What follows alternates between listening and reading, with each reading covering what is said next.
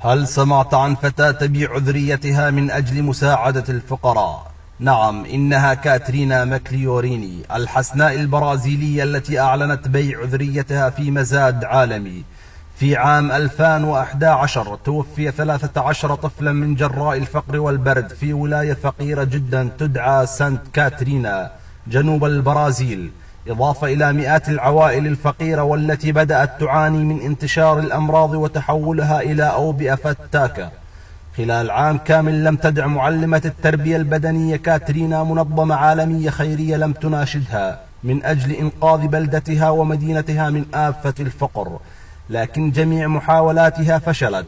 في عام 2012 وبعمر 20 عاما أعلنت الحسناء البرازيلية عبر الإنترنت عن بيع ذريتها في مزاد عالمي من أجل مساعدة الفقراء وبناء دور للسكن تأوي بها أبناء مدينتها من حر الصيف وبرد الشتاء. أثار ذلك الخبر جدلا كبيرا في البرازيل وهجوما عليها من الصحف. بعد أسبوع واحد فقط بلغ عدد المشاركين في المزاد العالمي 890 رجل أعمال من كافة أنحاء العالم.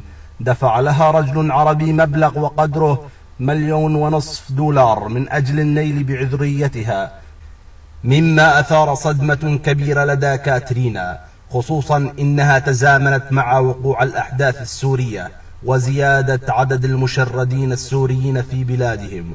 وفي اليوم التالي ألغت كاترينا المزاد ووجهت رسالة إلى رجل الأعمال العربي: لو أنكم تفكرون ساعة واحدة في اليوم في الفقراء بدلا من رغبتكم الجنسية لقضيتم على الفقر في بلدانكم. كاترينا اكتسبت شهرة واسعة حول العالم بسبب جمالها الفاتن وإنسانيتها المفرطة. أحرزت مئات الجوائز والتكريمات العالمية وتحولت إلى نجمة عالمية في برامج تلفزيون الواقع، مقابل عقد على أن تبني الوكالة بناء جميع الدور السكنية ومساعدة الفقراء في ولاية سانت كاترينا. ولا زلنا نكرر: الشرف في عقولكم يا سادة، في ضمائركم، في قلوبكم، لا في أعضائكم التناسلية. ليتكم تتعلمون من كاترينا معنى الشرف.